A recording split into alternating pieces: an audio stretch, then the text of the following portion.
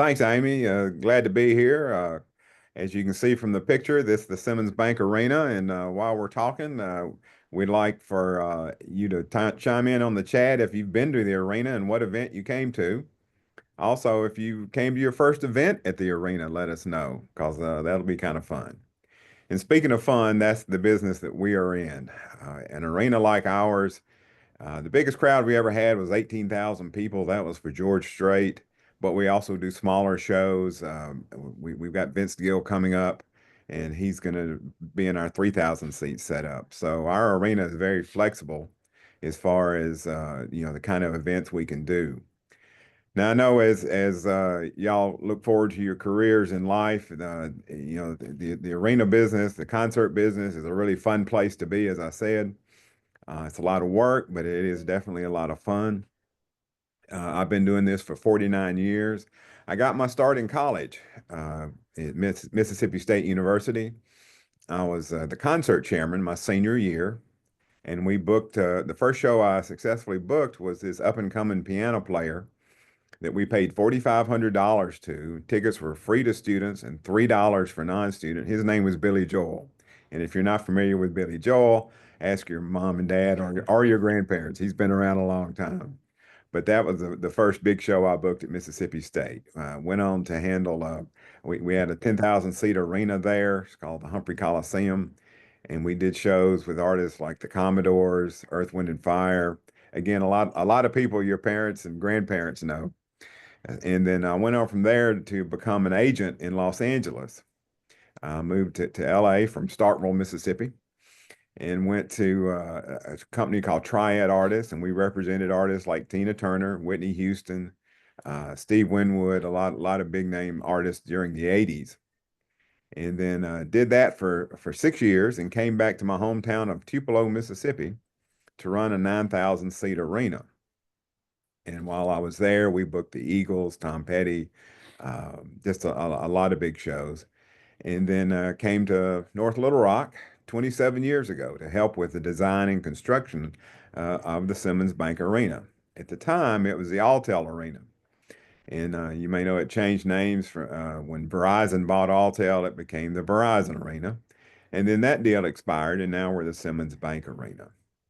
The my career path, as you can tell, there's some moving involved with it. So that's one of the things as you think about your career, do you want to be in one place? Because if you want to be in one place in the concert business, you're really limiting yourself because you think about it, how many arenas are there in Little Rock? Well, they've got us in Barton, which is a 60-year-old building. So most of the people in this business do move around. And that's something, again, you need to be prepared for if you think about this career. I'd like to kind of review some of the various, areas within a building and also the concert business that provide, career opportunities. Within a building, you've got, and John Gillis will be talking to you in a few minutes about food and beverage. There are food and beverage companies out there that you actually will come in and run your food and beverage for you. In our case, we do it what is known as in-house, where John works for the arena. He had his own staff, and they are all and he reports to me. So that's one way it's done. In some cases, you'll hear about food service companies like Levy that handle concessions for the building. But again, those are some food and beverage opportunities, and I know many of you are interested in that, and John will get deeper into that. The other opportunities within a building is the box office. We have a box office manager. There was a time when there was no internet and you couldn't buy tickets on your phone, and you had to actually come to the box office or go to a ticket outlet, a store in town that sold tickets. But all that's changed now. We have very little people. We have very few people coming to the box office anymore. Every we all buy them on our phone, right? And we get the barcode and there's nothing to it. It's like so many other things that we can do. Technology has made a real difference in the way the concert business works. But the box office still, when we're getting ready for a show, they've got to do what we call build a show, which means make the map so that when you go to buy a ticket, that all the information is correct and the seats are where they're supposed to be. So the box office, our box office has two people in it and one part-timer. But that's a place that part-timer, a lot of people, I have friends that started out in the business working in the box office and selling tickets to patrons.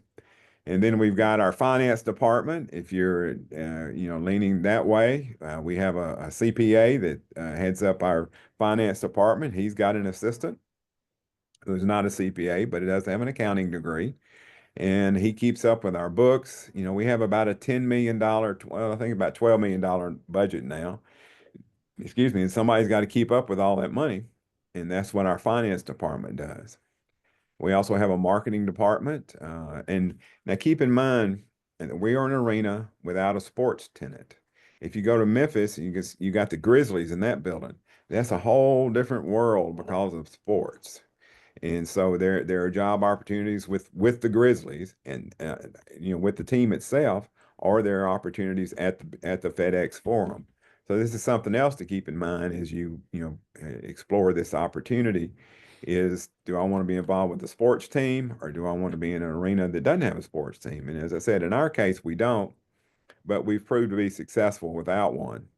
But our marketing department, we have two people in it. We have 25 full-time people here. Now, again, back to the NBA world, they'll have 50, 60, 70, depending on how many teams they have in their building. But in our case, we have 25 full-timers. We have lots of part-timers. And that's a place, again, where people can start, whether it's being an usher, a ticket taker, a stagehand. The important thing is kind of get your foot in the door so that you can, show your worth to people, and then there's a good chance you'll move up because we're always looking for good people. So yeah, back to marketing. Our marketing director has been with us since we opened. She does a great job. She markets all these shows that we do. She works with promoters who are, and I'll explain that in a minute, but she works with promoters who have a marketing department to promote the shows. And she also promotes our building. I've laughed and said there's no agent in Little Rock, excuse me, in Nashville, LA, or New York saying if we don't play North Little Rock, our career's over. So we have to get out and beat the bushes to get shows to come here. Now, fortunately, we've established a good reputation, and people do call and want to play here. But a big part of my career, I've been in Starkville, Mississippi, Tupelo, Mississippi, and North Little Rock. So I've been in buildings where you had to get out and really work to get the shows to come in. If you end up in a market like Houston or Chicago, those are must-play markets. North Little Rock is not a must-play market. So we have to get out and market ourselves. And we've got an excellent marketing director who does that to keep our name out there. And, the other piece of that puzzle, we have an operations department. Our director of operations is also our assistant GM. Under him is our director of event services. So when a show's coming in, they've got to call somebody at the building to advance all the information. And so we've got an excellent director of event services who's well respected within the business. As I like to say, we are a building of yes. We want to accommodate the artist. We want to make them feel comfortable. We want to make sure they get all the Southern hospitality they can stand so that they'll come back. So that's a big part of that. Those are kind of the pieces of a building that you could potentially be involved with.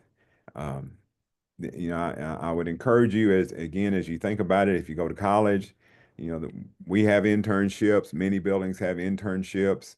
Major promoters like Live Nation have internships. Again, you got to be able to move around.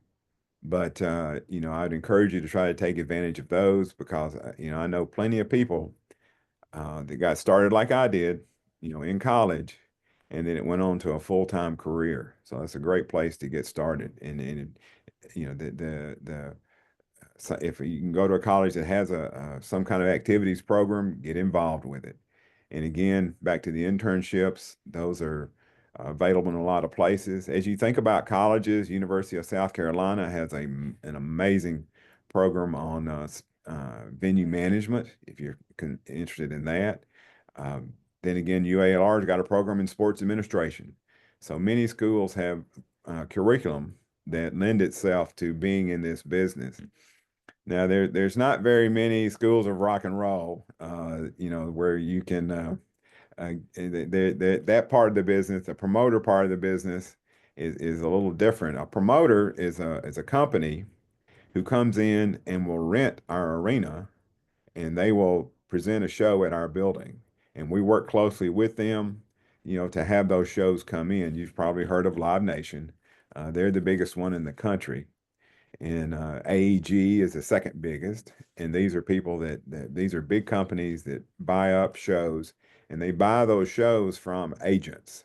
As I mentioned before, I was an agent in Los Angeles representing Tina Turner, Whitney Houston, and I would put together a tour. I would call the building, put the date on hold, and say we're working on a Tina Turner tour. And so I'd hold the dates at the building, route, and obviously routing is a big thing. You can't go from LA to Little Rock, in one night. So you've got this mileage limitation on getting the trucks from one place to another. And so as the agent books those tours, then he's got to find a promoter to buy the tour or buy the dates. And that's where people like Live Nation come into play, is they guarantee the artist so much money at each show. And that guarantee, can be anywhere from, I think about we did Air Supply last year for or year before last for they cost $60,000, and then there's somebody like George Strait who plays the stadium and he's getting $4 million.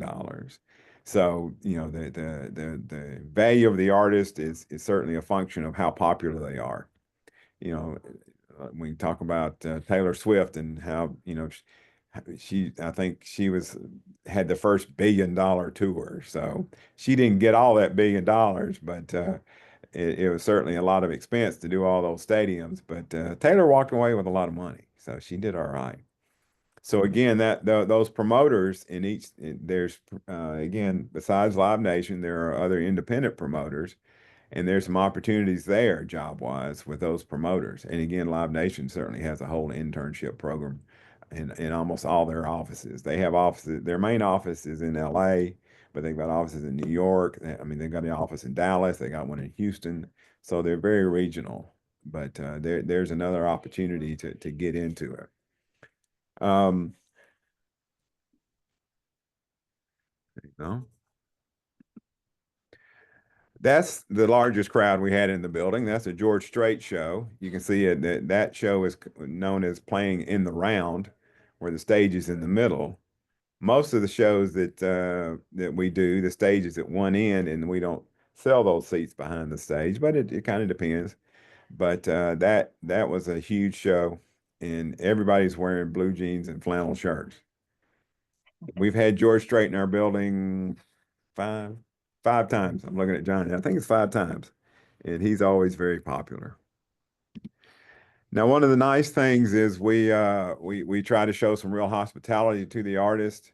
That's Lauren. Obviously, that's Lauren Daigle, who was here last year. She's got a beautiful singing voice. If you like Lauren Daigle, if you don't, you should listen to her.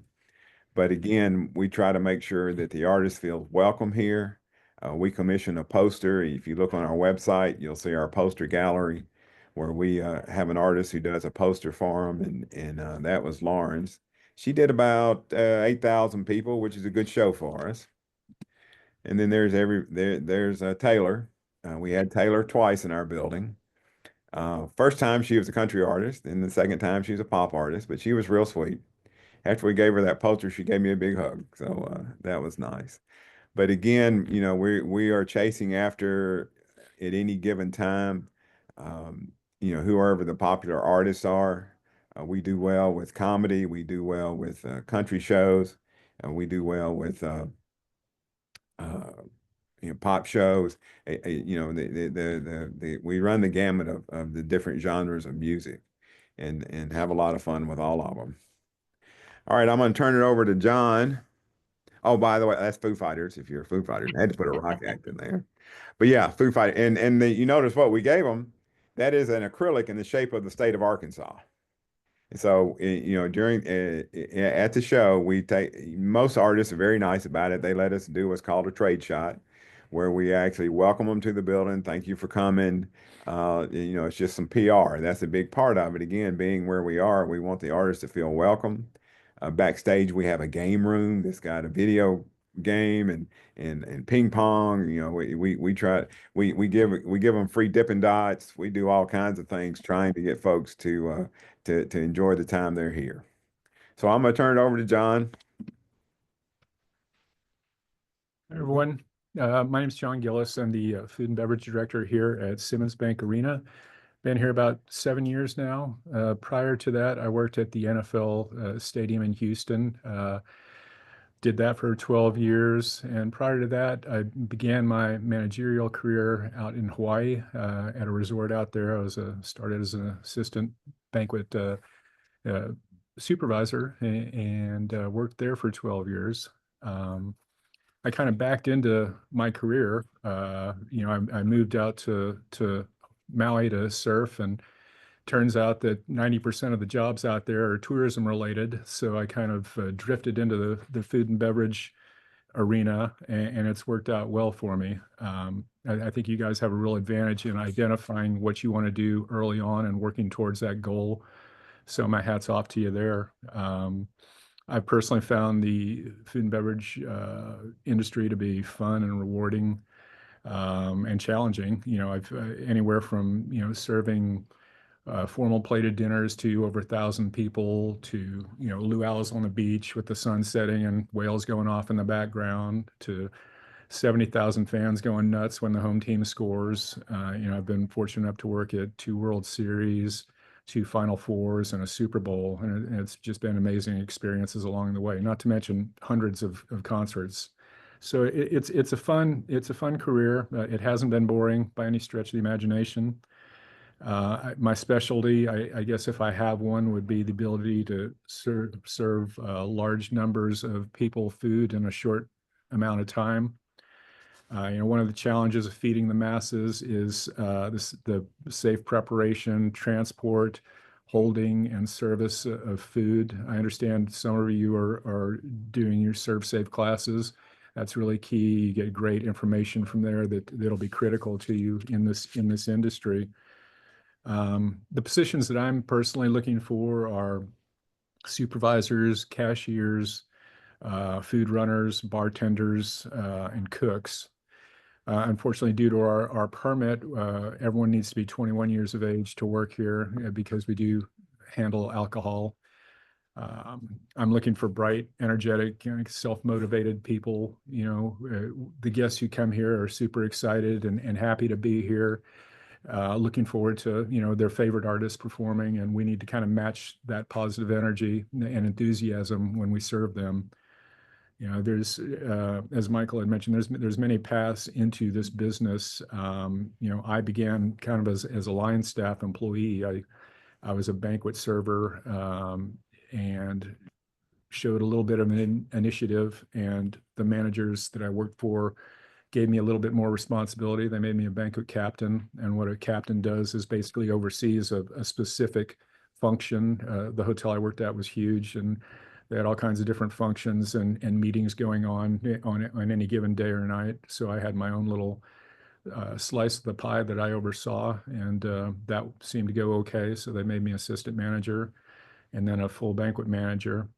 And from there, I kind of moved around in the hotel. One great thing about hotel hospitality is if you work for a resort of any size, you have a number of outlets that you can go to and experience different levels of service. I went from banquets down to the pool and did the food and beverage service around this. They had huge interconnecting pools at the resort I was at. So it was a pretty elaborate, system in order to serve all the food and beverages of the people out there. Did that, also did the breakfast buffet area, did room service, was a beverage manager for a while, did the fine dining there. So you get different levels of service, obviously, in there and different clientele. So it was a great experience for me doing that. Then, I kind of transitioned from Hawaii. I moved back to Houston, which is where I was from. and looked at working in the hospitality business there. But just after having been on a resort on Maui, the Houston hotels didn't quite stack up. So I tried something different and transitioned over into the sports and entertainment field. I was a lifelong Houston sports fan, so I was fortunate enough to be hired at the NFL arena there as an assistant suites manager. And basically, they have 200 luxury suites in the building, and it's like 200 little mini banquets going on simultaneously on event day. So I oversaw the food and beverage service there. Um, and obviously it was an NFL team, so I found that with major league teams, they tend to kind of challenge their food and beverage partners to come up with new and different and exciting ideas for each season. Um, and that was the case there. Especially it seems like when the team's not doing well, they want to kind of take the focus off the poor performance on the field and say, hey, look, we've got all this new great stuff for this season coming up. So we would generally do a kickoff reception each year prior to the season starting, where we would roll out different menu items, and we would partner with the executive chefs to kind of stir up some interest. We had a James Beard award-winning chef out there that was a Houston Texans fanatic, and he was excited to be a part of the team. So we brought him in, and he designed some menus for us in suites and on the club level, and was a great ambassador for us. I mean, he would go around to the suites and visit those suites that had ordered his package and kind of talk it up and talk about his restaurants and the team, and that worked out really well and was popular. We also partnered with another local celebrity chef who was one of the top barbecue restaurateurs there in the city, and so what that experience taught me was to kind of continue. The food and beverage industry is constantly evolving. There's new trends that you really need to keep up with, and rather than just kind of resting on your laurels, I really try and continue to look for ways to innovate and do things differently and stay current. And one of the ways that I did that while I was in the sports entertainment field, I worked for, as Michael had mentioned, some of the companies the food service companies like Levy. I worked for Aramark.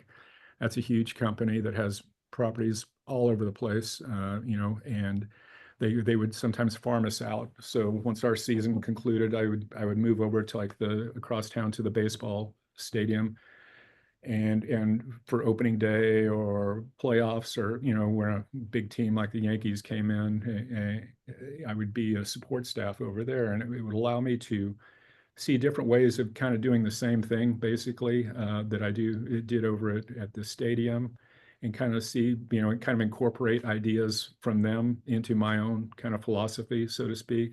So it's a great way to grow and gain experience, particularly if you do go into that field for a Levy or for an Airmark. They farm you out all over the place, and you go to different locations, and you do learn different things, and you make lots of contacts, and particularly, as Michael had mentioned, if you're open to moving around, that opens up a lot of horizons for you and a lot of job opportunities. And so making these contacts, when something opens up in their building and they know you, and they can let you know, and you can kind of advance your career that way. Okay, I'm being told to wrap it up. I'm not usually accused of talking too much, but I'll just kind of leave it at that. My advice to you is to be open-minded, and to look for be open to doing things differently, and be a sponge and just kind of absorb everything that you gain from each stop that you make. And I'm definitely not too proud to steal someone's idea and make it my own, and try and streamline my operation. So Michael had mentioned earlier, just anyone who shows initiative. I've got a staff of 200 people here on a sellout show, and there's no way I can oversee that myself. I need strong supervisors who can kind of oversee, like when I was a banquet captain, they can oversee their little slice of the pie. So I'm constantly looking for people who've shown promise and looking to promote them so that they can help me and my department to be successful. So I would say good luck, and thanks for letting